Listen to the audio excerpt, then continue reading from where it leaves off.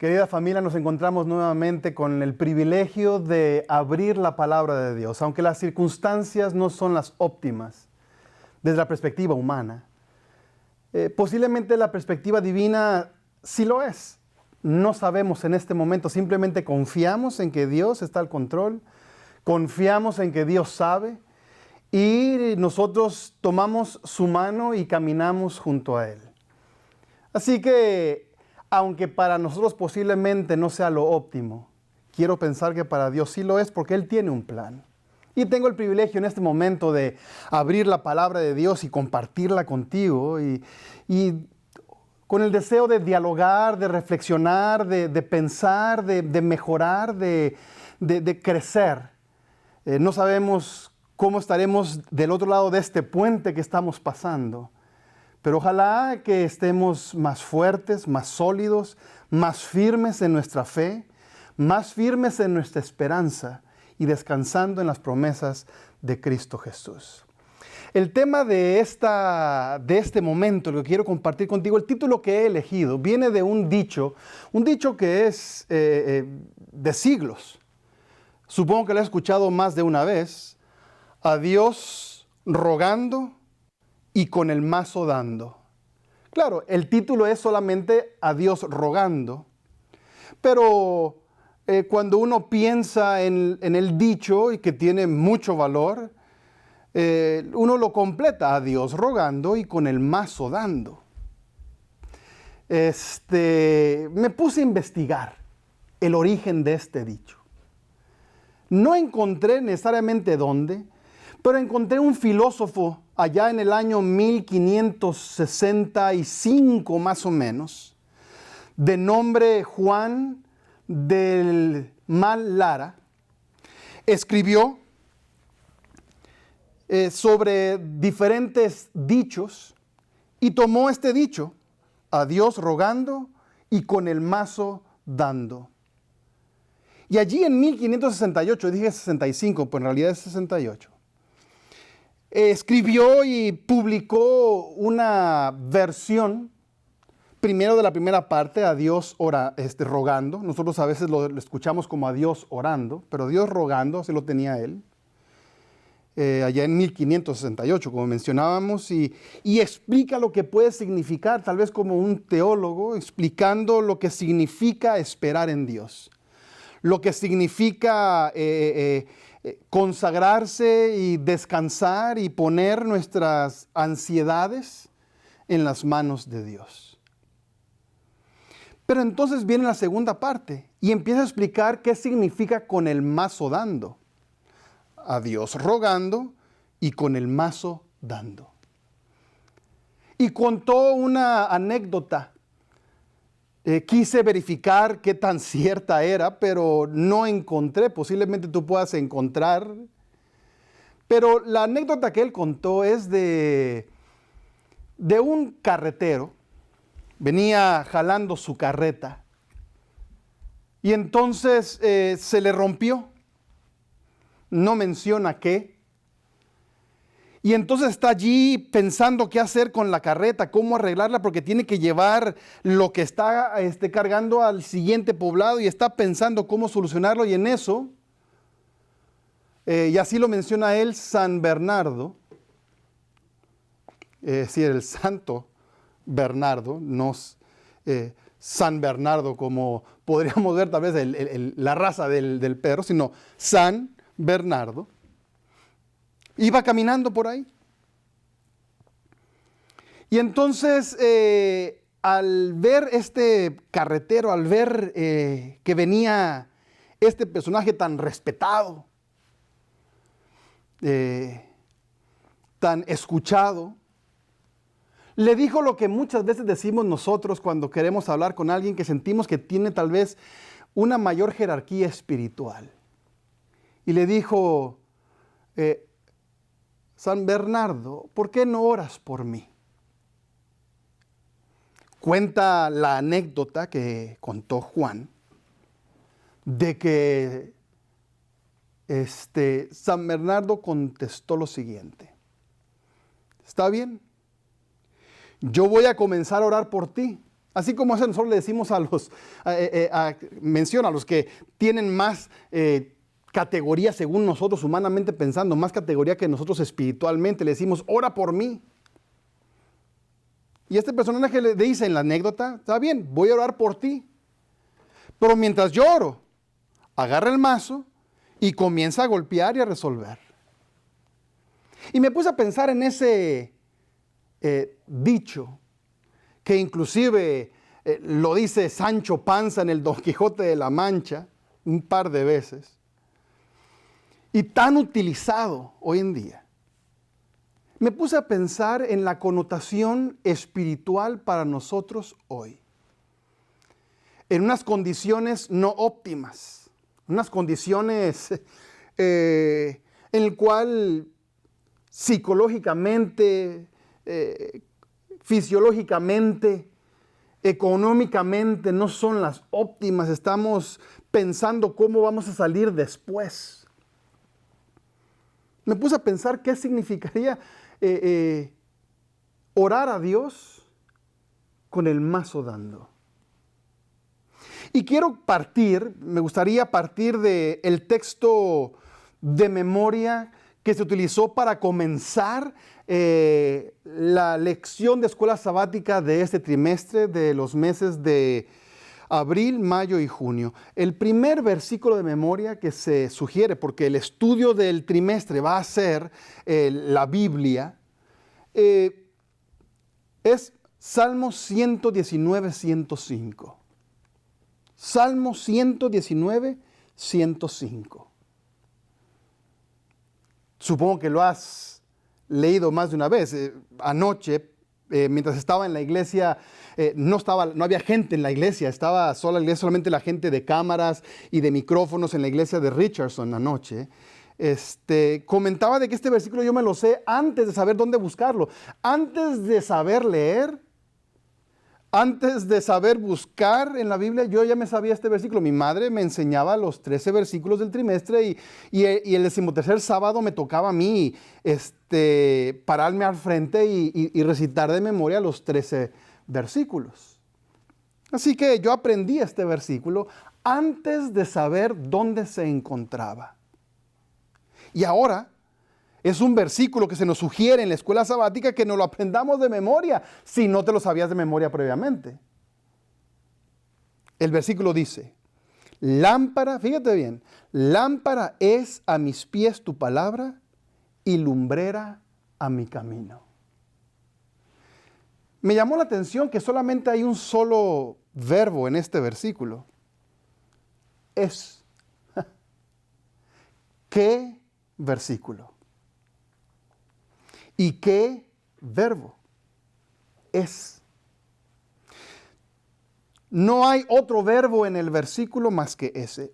Me refiero a la gramática en español, e inclusive en inglés. Un solo verbo, donde en forma absoluta indica que la Biblia, este libro, es lámpara y lumbrera para cada uno de nosotros. Me pongo a pensar en algún ejemplo que puedas tener o que pueda tener yo de andar a oscuras. Te ha pasado, supongo, más de una vez de que en la noche te levantas y estás caminando sin prender la luz para no despertar a nadie más, y mientras caminas te tropiezas con media cosa porque no ves. No ves lo que está en el suelo, y posiblemente ya te sabes de memoria tu cuarto, pero si mueven algo diferente, te chocas con eso, porque no ves, necesitas prender la luz para saber lo que hay. Y te ha pasado, supongo, porque a mí me ha pasado, de que recuerdo en una ocasión levantarme temprano en la mañana, muy temprano, para ir a un evento en la iglesia de despertar con Jesús. Y para no despertar a la familia con la luz apagada, busqué un pantalón, busqué una camisa, busqué unos calcetines, y entonces me puse los zapatos y salí. Y ya fue en la iglesia que me di cuenta que traía un calcetín de un color y el otro calcetín de otro color, porque no tenía luz. Fíjate qué implicación tiene la luz. Porque con luz puedo tomar decisiones correctas. Con luz tengo más información, más contexto para tomar una decisión. Y yo puedo ver que este calcetín es azul y aquel es verde, pues no los voy a poner uno verde y otro azul. O que este es café y este es negro. Pero necesito luz para poder tomar esa decisión. Sin luz, fíjate bien, sin luz no puedo tomar esa decisión en forma sabia. Más bien lo que estoy haciendo es adivinando. Voy a adivinar. Y posiblemente el caso tuyo haya sido de que te pusiste un pantalón de un color y una camisa de otra que no combinaban. O que te pusiste un zapato de uno y otro de otro. Porque en la oscuridad no estás tomando decisiones educadas. Estás tomando decisiones al azar. Estás tomando, estás adivinando. Bueno, la Biblia dice de sí misma que es una lámpara a nuestros pies y una lumbrera a nuestro camino. Es decir, este libro nos permite a nosotros tener el conocimiento suficiente para tomar decisiones sabias, para tomar decisiones educadas y no estar adivinando qué va a pasar. Y no estar tomando decisiones adivinando, a ver qué pasa. Ojalá me salga bien. No, el texto dice que la Biblia, este libro, es lámpara a nuestros pies, lumbrera al camino, en el cual nos permite, nos da la oportunidad, nos genera las condiciones para que tú y yo tomemos decisiones, avancemos, no al azar, no tratando de sacar la mejor ventaja, no, sino con conocimiento consciente de lo que existe, conocimiento consciente de lo que hay, conocimiento consciente de las consecuencias y tomar una decisión sabia. La Biblia misma dice que este libro nos hace sabios para salvación. No es un asunto de que, me salió bien. Como dicen en mi tierra, de chiripazo. No. No. Lámpara es a mis pies tu palabra, lumbrera a mi camino. En este contexto de esta conmoción y caos que hay en el mundo, recibí un mensaje que resuena en estos momentos tal vez un poquito más fuerte. Lo he escuchado muchas veces, pero en momentos de crisis como que golpea más. Me acuerdo en el 11 de septiembre del 2001, decían esta frase y golpeaba.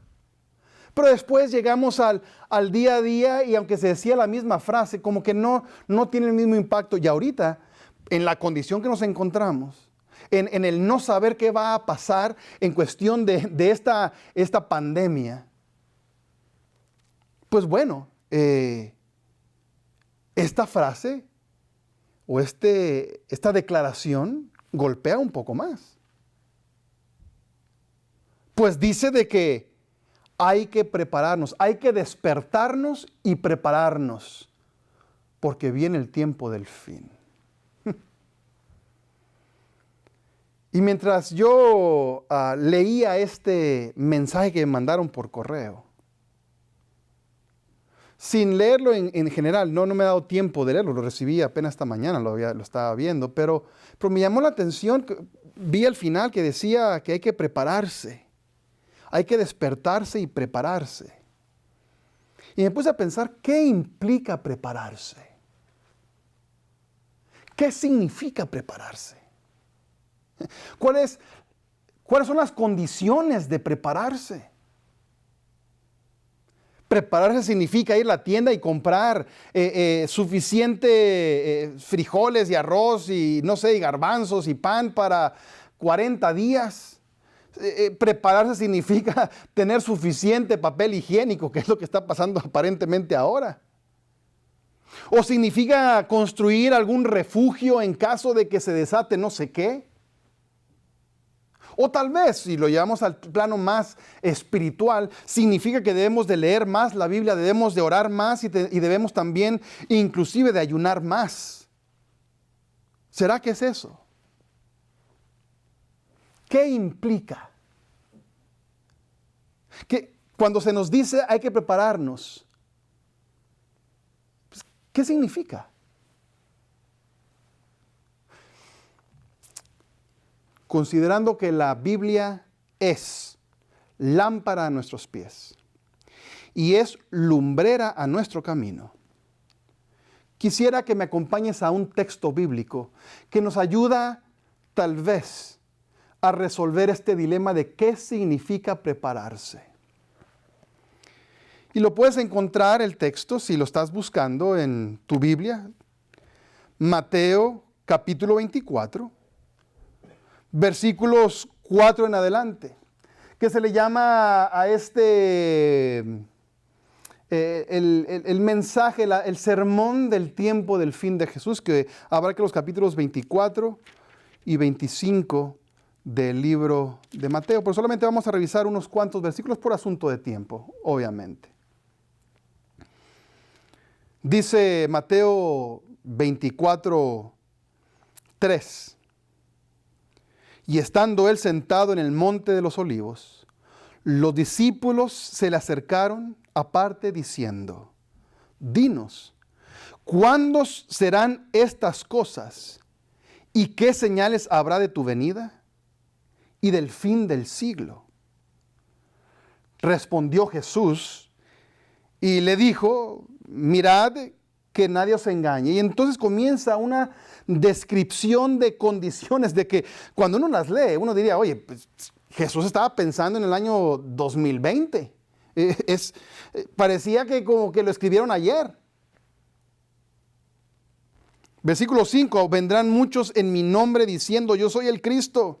Versículo 6, habrá guerras y rumores de guerras. Todos los días aparece en las noticias eso. Versículo 7, se levantará nación contra nación y reino contra reino y habrá pestes. Ahorita estamos pasando este COVID-19 es una peste. Habrá pestes y hambres y terremotos en diferentes lugares. Imagínate, creo que unos días atrás escuchaba de un terremoto que hubo, en este momento no recuerdo. Pero me pongo a pensar si con toda esta situación que existe ahorita podría pasar, y es decir, no es impensable que en medio de esta crisis en California de repente haya un tremendo terremoto como el que hubo a mitad de los 90s. O tal vez que acá en Luisiana o en la parte de Houston o en Florida venga un huracán como lo que fue Ike o lo que fue Harvey o lo que fue, etcétera. Imagínense crisis sobre crisis. ¿Dónde nos pondría? Aparte de eso, de que escuchamos de que Corea del Norte está amenazando y hay tensión con Irán.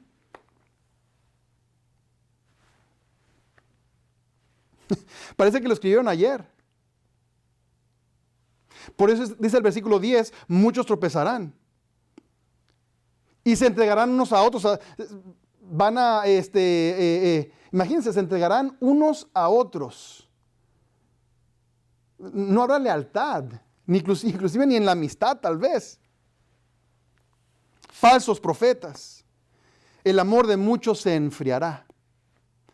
Pero obviamente viene el versículo 13 que es una luz. Dice, mas el que persevere hasta el fin, este será salvo. Ahora, no es lo que yo quería resaltar en este momento. Son simplemente dos, quería leer el contexto de lo que quiero presentarte en este momento, tratando de traer luz. Si la Biblia es luz, si la Biblia es lámpara a nuestros pies y lumbrera a nuestros caminos, pues que nos alumbre con respecto a este elemento de prepararnos dentro de este contexto de caos.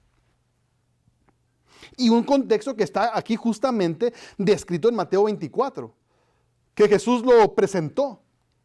Así que es un contexto bastante parecido al nuestro en este momento. Así que bien podemos entender estos conceptos y aplicarlos a nuestra realidad ahorita. Pero miren lo que es, y me voy a enfocar solamente en dos versículos, el versículo 6 y el versículo 14. El versículo 6 dice, y oiréis de guerras y rumores de guerras. Mirad que no os turbéis, porque es necesario que todo esto acontezca. Y entonces viene una palabra, una frase clave. Pero aún no es el fin. ¡Ja! Le ponemos, si estuviésemos viendo un video, le ponemos adelantar y nos vamos al versículo 14. Y dice entonces el versículo 14, y será predicado este evangelio del reino en todo el mundo para testimonio a todas las naciones. Y entonces, fíjense que Jesús se tomó el tiempo de hacer esta distinción, de decir en el versículo 6, ¿saben qué? Pero no es el fin. Las guerras, los rumores de guerra, las pestes, los terremotos, no es el fin. Son señales del fin, pero no es. O sea, esto no es el enfoque. El enfoque es, y presente el versículo 14 es, y será predicado este evangelio del reino en todo el mundo para testimonio a todas las naciones. Entonces, y me fui al griego, a ver si lo dice en griego, porque esto no fue escrito en español, ni en inglés, ni en francés, ni en latín. Fue escrito en griego, y en griego también dice, entonces vendrá el fin. Mientras yo estoy pensando en prepararme para la segunda venida de Cristo, ¿qué significa? Estas dos declaraciones para mí son claves. Es decir, la Biblia cumple su función de arrojar luz para no llegar a conclusiones al azar, sino llegar a conclusiones educadas, instruidas. Fíjense que el texto hace distinción entre señales y misión. Las señales no son la misión. Las señales son simplemente evidencias nos ponen un contexto histórico donde nos encontramos. En el libro de Daniel, que leímos el trimestre pasado, quienes leyeron después durante la época de los persas, los que leyeron del libro de Daniel durante la época de los griegos, durante la época de los romanos, pues al ver el texto, al ver las señales, al ver que había un cuerno que se rompía y se dividía en cuatro, decían, aquí nos encontramos en la historia. Simplemente es una forma de ubicarnos. Pero no son la misión. Las señales simplemente yo veo, ¿dónde estoy? Estoy aquí, La misión es, según el versículo 14, y será predicado este evangelio del reino a todo el mundo, para testimonio a todas las naciones, entonces vendrá el fin. Y este versículo podríamos encontrar paralelos con Mateo 28, 18 al 20, donde se habla de la gran comisión, o inclusive en Apocalipsis 14, 6 al 11, donde se presenta el mensaje de los tres ángeles. Nuestro trabajo no es preocuparnos por las señales. Nuestro trabajo es ver las señales para ver dónde estamos, pero nuestro trabajo es predicar el evangelio. Nuestro trabajo es hacer saber las verdades, presentar la luz, darle una linterna a alguien más, darle una lámpara a alguien más, darle una lumbrera a alguien más, para que esas personas también puedan tomar decisiones, no al azar, no decisiones de chiripa, sino más bien decisiones sabias, documentadas en la palabra de Dios, de acuerdo a los principios y contextos y planes que Dios tiene para con nosotros. Así que yo he estado pensando en esto. ¿Qué significa? Pensando en esto de señales y misión, pues me acordé mientras leía, me acordaba de cuando viajábamos con mis padres y entonces cuando estábamos llegando a la casa en aquella época de mis abuelos, cuando vivíamos en el sur de México, en Chiapas, en Lindavista, fue años preciosos que tuvimos en Lindavista. Mientras íbamos llegando a Montemorelos, donde vivían mis abuelos, cuando veíamos, había ciertas cosas que empezábamos a ver que parecían como que ya estábamos llegando, y entonces comenzábamos a preguntar, mi hermana, mi hermano y yo, ¿cuántos minutos faltan? Inclusive hasta teníamos un cantito que hacíamos que a mis papás, ahora entiendo, pues les enfadaba porque estábamos, lo decía yo, mi hermana y mi hermano, lo estábamos diciendo consistentemente y decíamos, ¿cuántos minutos faltan? Entonces le poníamos un cantito, como una melodía. ¿Cuántos minutos faltan? ¿Cuántos minutos faltan? Ahí estábamos. Y faltaban como 2 horas, imagínense. Y entonces mis padres, mi papá decía, bueno, faltan 2 horas. Y uy, nosotros, y luego faltan 1 hora 45, habían pasado 15 minutos. Falta 1 hora y media, falta 1 hora, faltan 50 minutos, faltan 40 minutos, faltan 30 minutos. Y yo en esa época de niño, yo confiaba en la versión de mi padre. Y si mi papá decía falta media hora, pues yo decía, bueno, no entiendo lo que es media hora, pero falta media hora. ¿Por qué? Porque mi papá me lo dijo. Ahora, como padre, viajando también a Montemorelos a ver a mis padres, a los abuelos de mis hijos. Y cuando mis hijos comenzaban a hacer el mismo cantadito, cuando veníamos pasando de Laredo, después Nuevo Laredo, veníamos por toda la carretera hacia Montemorelos, y entonces mis hijos comenzaban a preguntar cuántos minutos faltan. Lo que yo hacía es de que yo, antes de que tuviésemos el GPS, que ahora ya el GPS nos dice cuánto falta en minutos y segundos casi, pues yo veía a ciertas cosas veía alrededor. Y entonces yo decía, bueno, si estamos aquí, falta tanto tiempo. Y entonces le decía a mis hijos, falta 1 hora. Recuerdo pasar por como una montañita viniendo de Laredo donde se veía como un toro, y entonces yo le calculaba, bueno, falta tanto tiempo, del toro en adelante es tanto tiempo. Y entonces llegábamos a Monterrey, a la parte norte de Monterrey, pasábamos por el Estadio de los Tigres y el Estadio de los Sultanes, y entonces pasábamos por la central de camiones o cerca de la central de camiones, y entonces mis hijos me preguntaban cuántos minutos faltan, y entonces salíamos por Garza Asada Sur y salíamos hacia Montemorelos, y entonces pasábamos por el Cercado y pasábamos entonces por Allende, y entonces nos desviábamos de la carretera hacia Montemorelos, y entonces mis hijos me preguntaban cuántos minutos faltan, y yo haciendo esa referencia por las señales que tengo, haciendo esa referencia, y decía, bueno, ¿saben qué? Faltan tantos minutos. Sin embargo, el objetivo no era conocer las señales. El objetivo es llegar al punto, llegar bien. Porque si de repente yo empiezo a manejar mal y empiezo a manejar en forma descontrolada y me choco, no importa cuánto conozca yo las señales, no voy a llegar a mi destino. Si en lugar de manejar me pongo a ver hacia afuera, hacia las ventanas, y no veo hacia el frente, y me pongo a ver una película en el teléfono o a hablar, o me pongo a discutir y no pongo atención, voy a perder el rumbo o voy a accidentarme posiblemente y no voy a llegar a mi destino. Por eso para mí es importante que hacer énfasis en este asunto de la misión y las señales, porque en estos momentos, en esas condiciones, en esas circunstancias, creo yo que caemos en el error de comenzar a enfatizar las señales por encima de la misión. Comenzamos a enfatizar el saber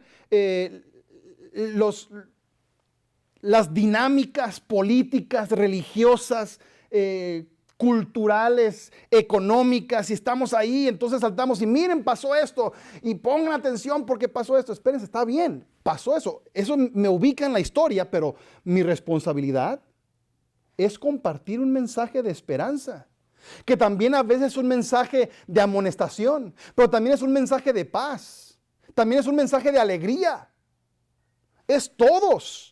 No es solamente de regaño, también es de tranquilidad. Por eso cuando vemos en Facebook, o en Twitter o en Instagram, vemos estos mensajes de declaraciones tan sencillas como Dios te ama, vas a estar bien, como declaraciones más complejas que tienen que ver con asuntos proféticos. Lo importante es saber dónde estamos. Pero lo importante más, sobre todo, es seguir cumpliendo la misión.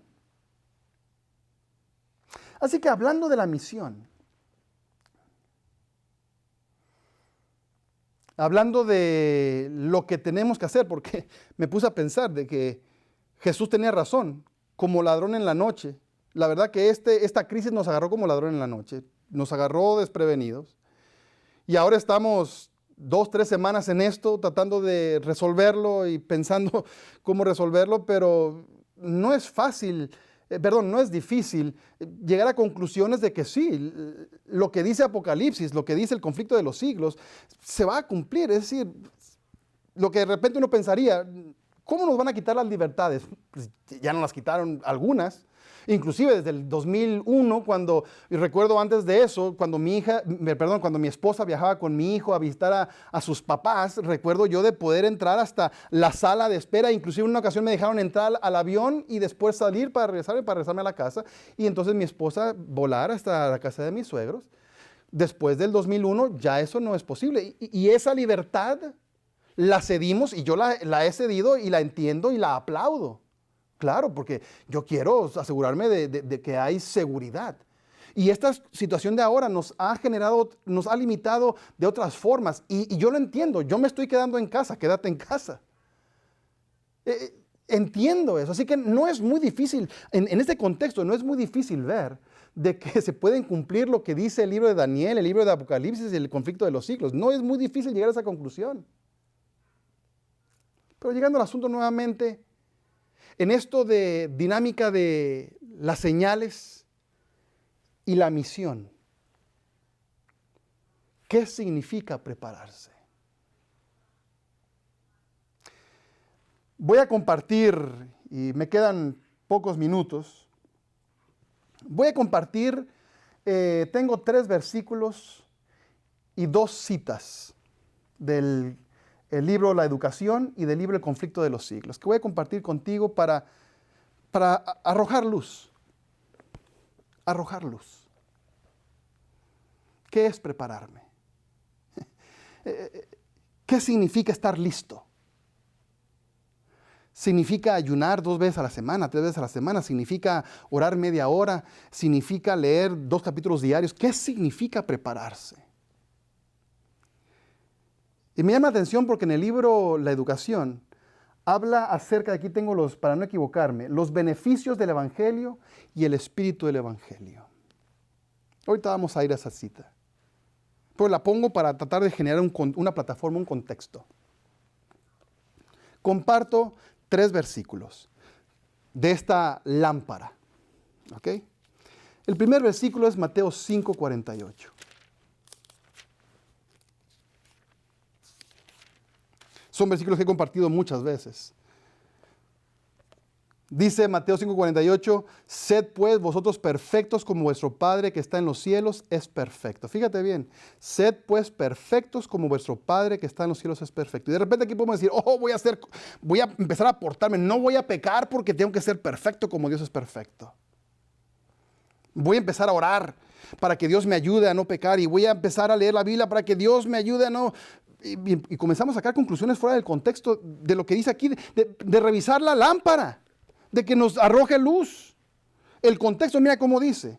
Versículo 43. Oísteis que fue dicho, amarás a tu prójimo y aborrecerás a tu enemigo. Pero yo os digo, Jesús está hablando aquí en el Sermón del Monte, amad a vuestros enemigos, bendecid a los que os maldicen, haced bien a los que os aborrecen, orad por los que os ultrajan y os persiguen. Y mira lo que dice el versículo 45, para que seáis hijos de vuestro Padre que está en los cielos. Evidentemente, lo que el texto implica aquí no es dejar de pecar. Lo que el texto implica es servir, inclusive a aquellas personas que no lo merecen. Porque está hablando aquí de amar, bendecir, de hacer bien, de orar. ¿A quiénes? Aquí dice, a los enemigos, a los que nos maldicen, a los que nos aborrecen, a los que nos ultrajan y nos persiguen, para que seáis hijos de vuestro Padre que está en los cielos, que hace salir el sol para malos, los que entenderíamos no lo merecen, y también para los buenos, y que hace llover para justos e inclusive también para injustos. Y dentro de ese contexto dice, hay que ser como Dios es. Sed pues vosotros perfectos como vuestro Padre que está en los cielos es perfecto. La perfección, la preparación en este contexto, en esta cita, en esta declaración de Jesucristo, es el servicio a los demás, inclusive cuando no lo merecen. Inclusive. Pero no es el único versículo. Quisiera leer 2 más.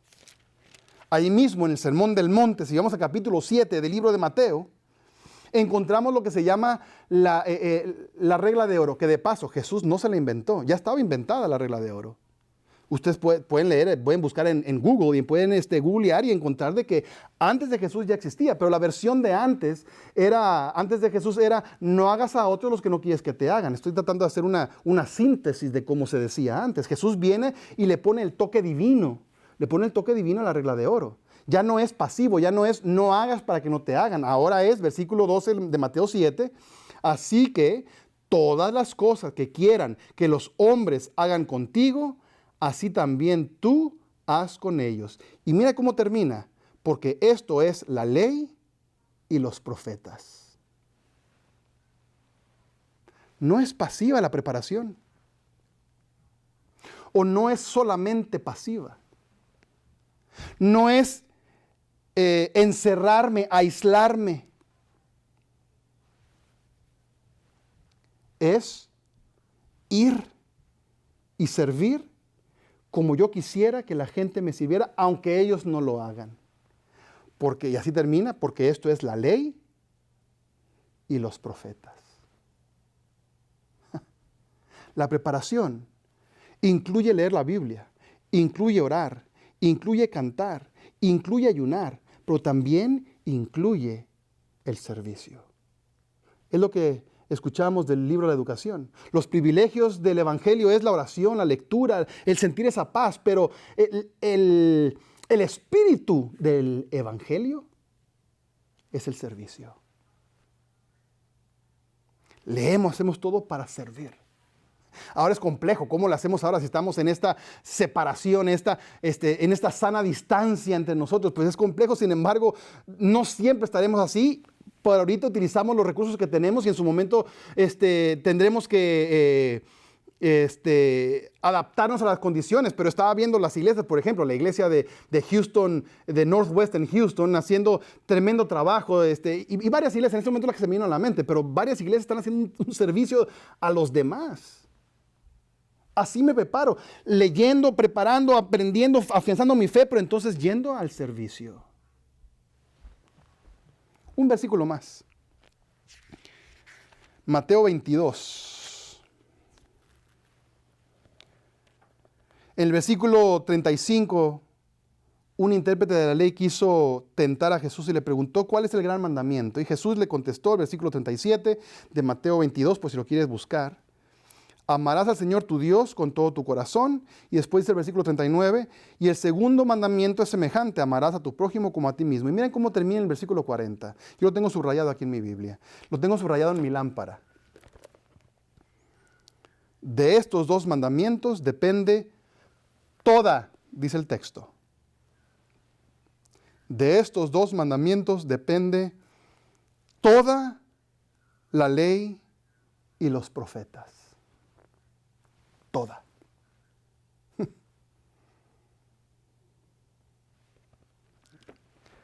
¿Qué es prepararse? Sí. Es estar consciente de las señales de los tiempos. Ubicarnos en la historia. Es leer la Biblia que nos hace sabios para salvación y alumbra nuestra toma de decisiones. Es la oración. Abrirle el corazón a Dios como un amigo. Dice el libro de Lamentaciones, derramarle el corazón a Dios como el agua. Sí. Es ayunar también para que el estómago esté menos cargado y de esta forma tengamos más clara la mente y podernos comunicar con Dios. Sí. Pero también la preparación incluye el servicio a los demás. Te leo estas dos citas que encontré en el libro La Educación y en el libro El Conflicto de los Siglos. Libro La Educación, pues si lo quieres buscar, página 239, donde habla acerca de los beneficios del Evangelio y el espíritu del Evangelio. Está hablando a padres que quieren ofrecerle a los privilegios o los beneficios del Evangelio, pero apartan a sus hijos del espíritu del Evangelio. Y entonces explica lo que es el espíritu del Evangelio. Dice, a la mitad del párrafo, o más bien en la segunda, tercera línea del párrafo, los que no aceptan, fíjate bien, los que no aceptan el privilegio de la comunión con Cristo en el servicio, rechazan la única, en la versión español dice educación, pero me fui al inglés, el inglés utiliza training, y puede ser capacitación o entrenamiento, así que voy a utilizar la palabra entrenamiento para utilizar la misma palabra que se utilizó en inglés. Los que no aceptan el privilegio de la comunión con Cristo en el servicio, rechazan el único entrenamiento que podría capacitarlos para participar con Él de la gloria.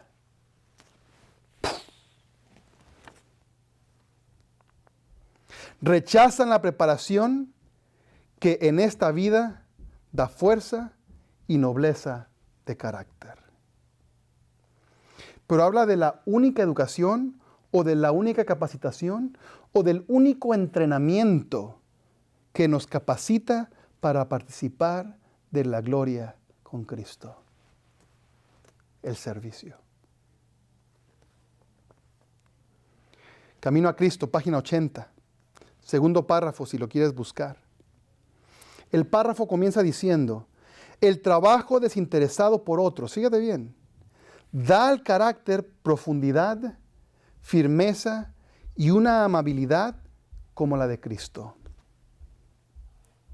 Las aspiraciones se elevan, continúa, y voy a reducirlo por asunto de tiempo. No hay lugar para la pereza ni el egoísmo. La persona que sirve tendrá claras percepciones espirituales, una fe firme y creciente y aumentará su poder en la oración. Y terminan las últimas dos líneas. Los que así se consagran, esto es impactante, los que así se consagran a un esfuerzo desinteresado por el bien ajeno, están obrando ciertamente su propia salvación.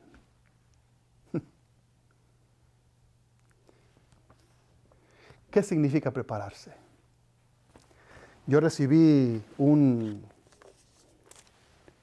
correo electrónico diciéndome que tengo que prepararme y presentándome argumentos proféticos de Daniel 11, si no me equivoco. Y he escuchado, en otras ocasiones he recibido de otros. Prepararme. ¿Qué es prepararme? De acuerdo a esta lámpara, prepararme es estar consciente de las señales, ubicarme en la historia, ¿dónde estoy? Y entonces, mientras leo mi Biblia, mientras oro, mientras ayuno, mientras hago todas estas disciplinas espirituales, sirvo a los demás. Asimilo el carácter de Cristo en mi vida.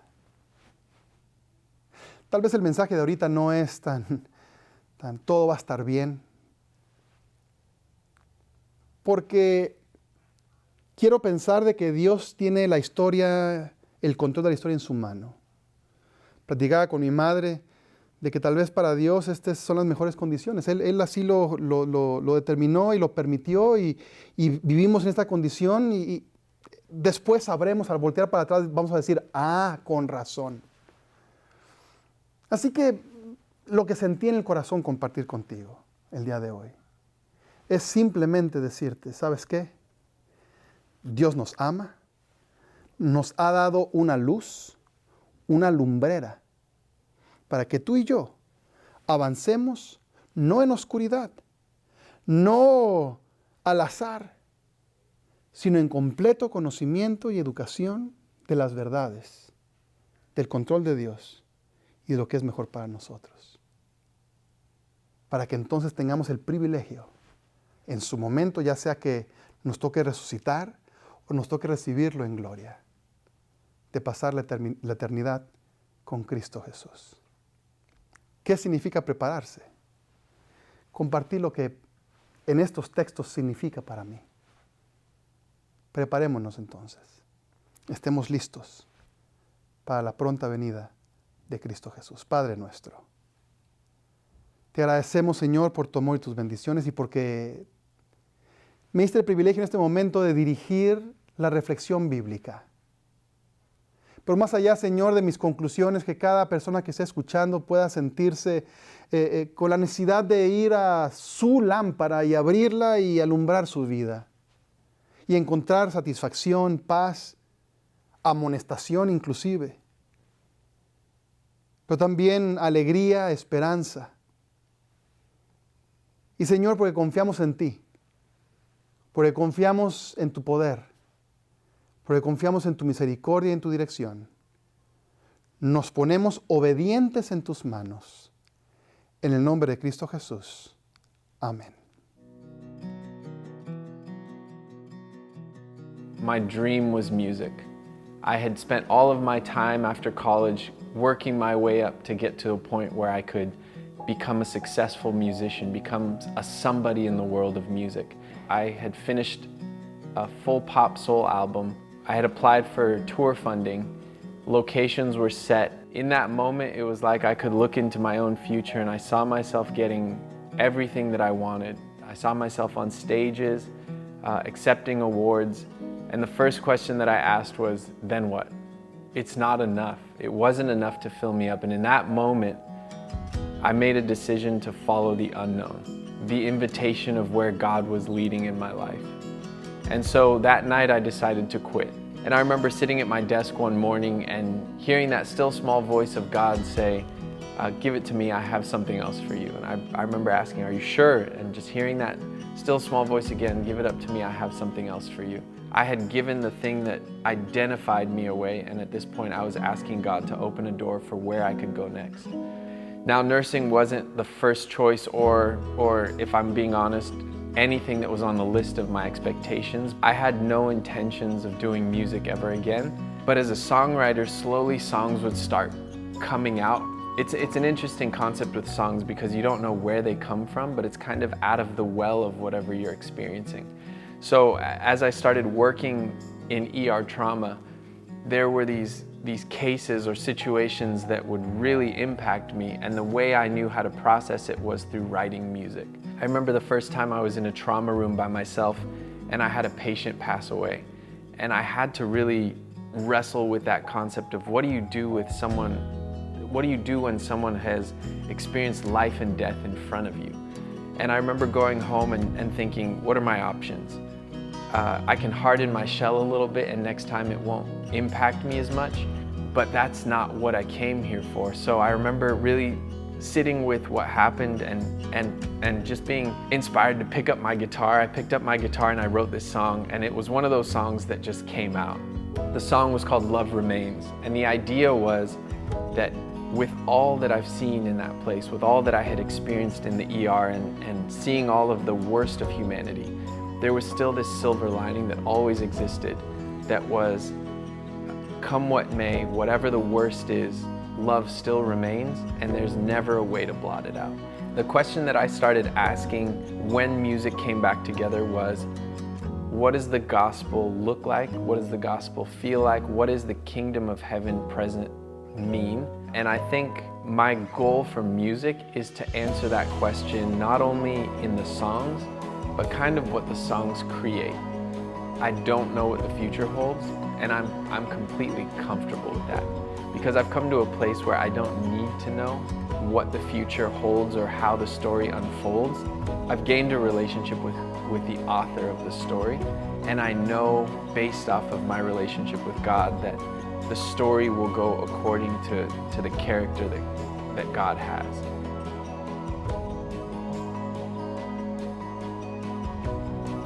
I am a steward because God is the author of my story.